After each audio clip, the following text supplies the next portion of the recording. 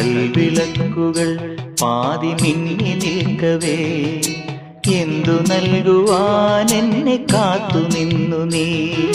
തൃപ്രസാദവും മൗന ചുംബനങ്ങളും പങ്കുവയ്ക്കുവാനോടി വന്നതാണു ഞാൻ. രാഗചന്ദനം നിന്റെ നെറ്റിയിൽ തൊടാൻ ഗോപകന്യയായോടി വന്നതാണു ഞാൻ. അമ്പലപ്പുഴി ഉണ്ണിക്കണ്ണനോടു നീ എന്തു പരിഭവം മെല്ലയോതി വന്നു.